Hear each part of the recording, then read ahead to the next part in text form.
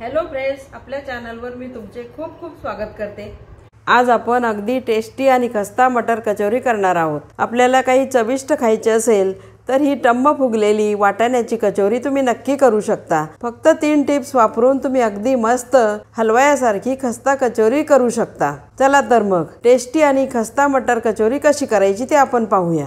बघा, आपल्या मटर कचोरीसाठी आपण 2 वाट्या मैदा घेतलेला आहे, पाव वाटी तेल घेतलेले आहे, स्वादानुसार मीठ घ्यायचे, अर्धा टीस्पून आपल्याला ओवा घ्यायचा आहे आणि पाव टीस्पून आपल्याला खाण्याचा सोडा घ्यायचा आहे। खाण्याचा सोडा घेतल्यामुळे आपली कचोरी एकदम खस्ता होते। बघा, आपण परात घेतली, त्यामध्ये मैदा काढून घेऊ। 1 टीस्पून मीठ टाकले आपण। बघा, अर्धा टीस्पून आपण ओवा घेतलेला आहे, तो हातावर चोळून टाकू। पाव टीस्पून आपण खाण्याचा सोडा घेतलेला आहे, हे मिक्स करून घेऊ।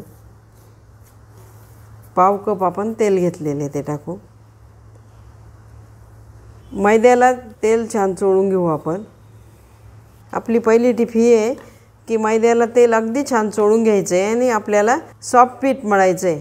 घट्ट नाही पातळ नाही अशा पद्धतीचं पीठ आपल्याला मळायचं आहे। आपलं पीठ छान मळून झालं की आपली कचोरी खस्ता होणारच। आपण पिठाला तेल अगदी छान चोळून घेतलं, दाखवते मी तुम्हाला। आपलं मोहन बरोबर झालं की नाही, अशा पद्धतीने मूठ वळली गेली की आपलं मोहन अगदी परफेक्ट झालं असं समजायचं आहे। बघा, आपण हे पीठ मळण्यासाठी 1 वाटी पाणी घेतलेलं आहे। थोडं थोडं पाणी टाकून आपण हे पीठ मळून घेऊ।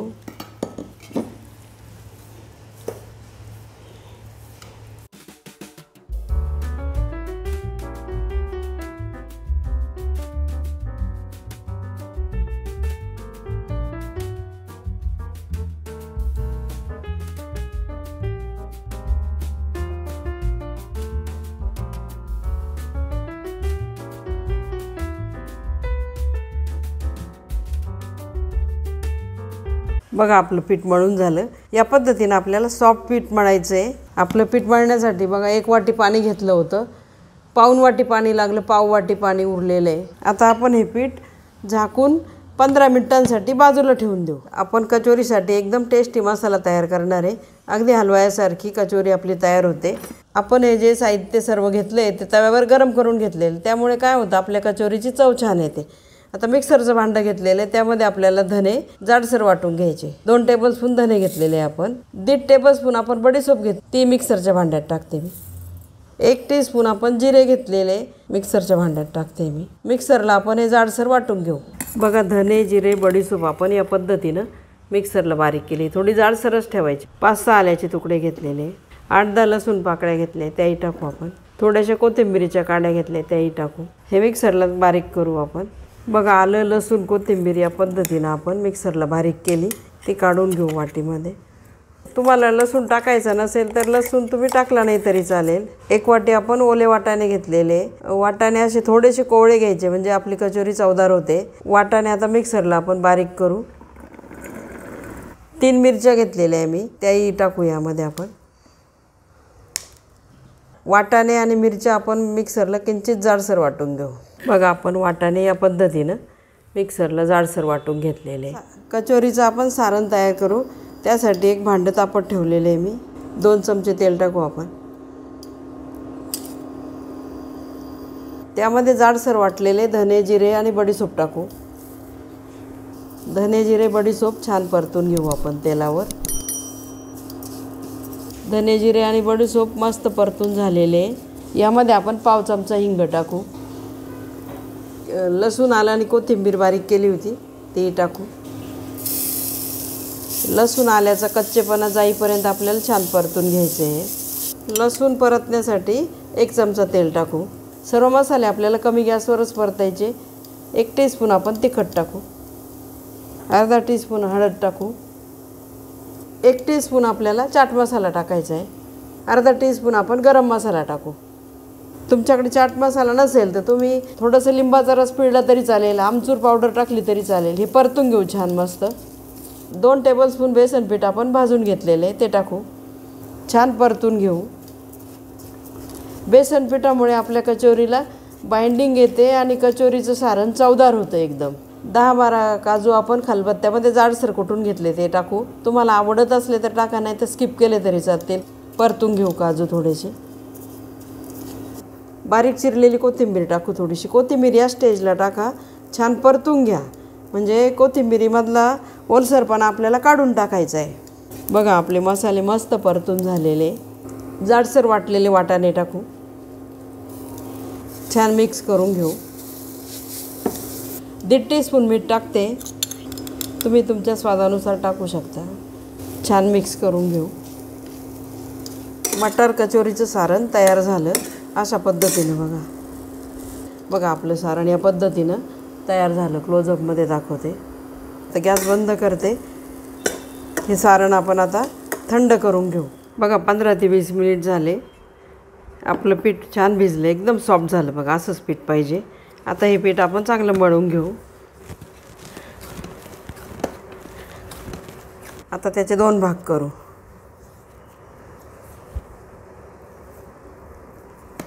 आता कचोरीच्या आपण लाट्या तयार करू. या पद्धतीनं मी रोल करून घेतला.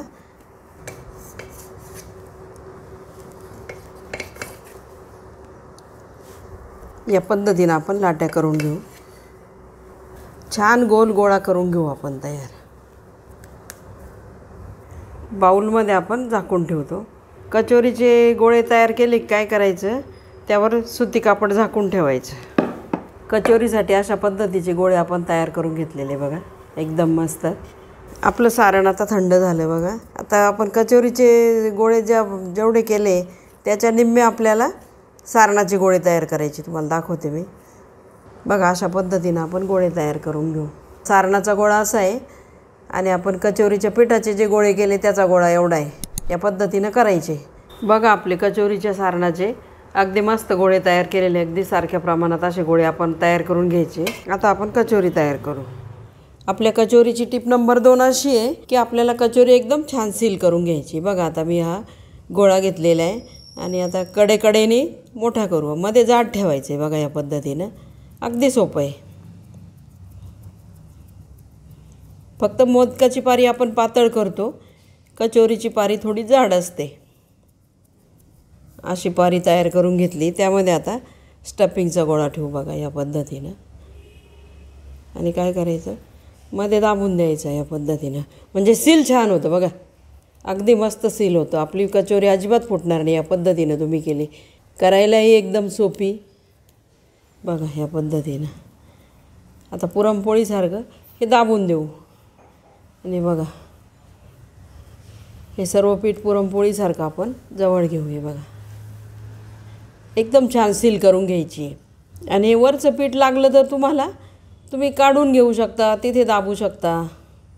आता हे बघा अशा पद्धतीनं आपोआप असं कट करायचं आहे. या पद्धतीनं हे बघा हे पीठ असं काढून टाकलं आणि हे बघा एकदम सील, अजिबात कुठेही काही दिसत नाही तुम्हाला. हे बघा आपली कचोरी एकदम मस्त छान झाली.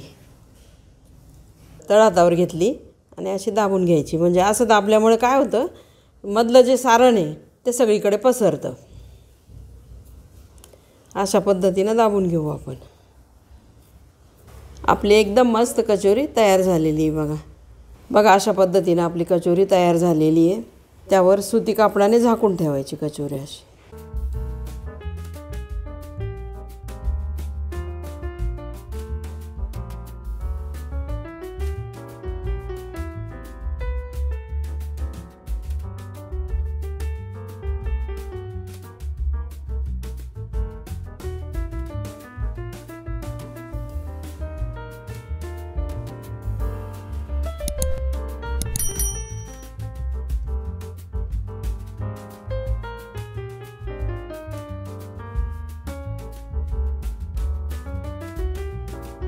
दुसरी कचोरी आपली तयार झाली. दोन्ही बाजून दाखवते. बघा सर्व कचोऱ्या तयार झालेल्या या पद्धतीनं.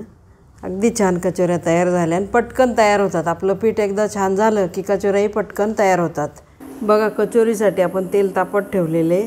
आपली कचोरी एकदम खस्ता व्हावी यासाठी टिप नंबर 3 अशी आहे की तेल आपल्याला मध्यम तापवायचं आहे आणि कमी गॅसवर कचोरी तळायची आहे. कचोरी तळण्यासाठी कमीत कमी 15 ते 20 मिनिटांचा वेळ लागतो. अगदी पेशन्स ठेवून छान कचोरी तळून घ्यायची आहे. आता तेल कसं तापलं आहे ते दाखवते मी तुम्हाला. हे बघा थोडंसं पीठ टाकून पाहू आपण. हे बघा बघा पिठाचा गोळा टाकला तो पटकन वर येत नाही, अशा पद्धतीनं तेल तापलेलं पाहिजे आपलं. आता तेलामध्ये आपण कचोरी सोडू.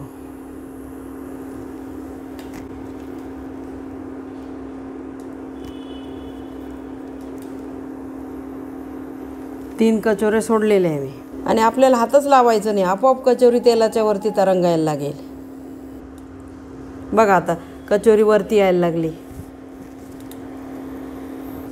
आपण काय करू, मोठा चमचा घेतला त्याने कचोरीवर तेल टाकू.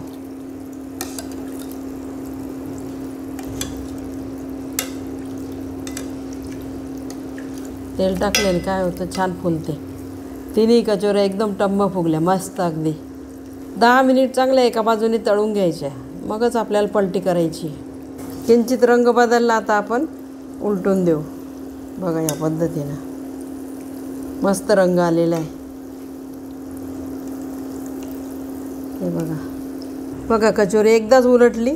आता पुन्हा पलटी करूया आपण. मस्त कलर आलेला आहे आणि मस्त फुललेले आहे आपल्या कचोऱ्या. हे बघा आता होत आल्या. छान उलट पुलट करून मस्त तळून घ्यायच्या अगदी खरपूस.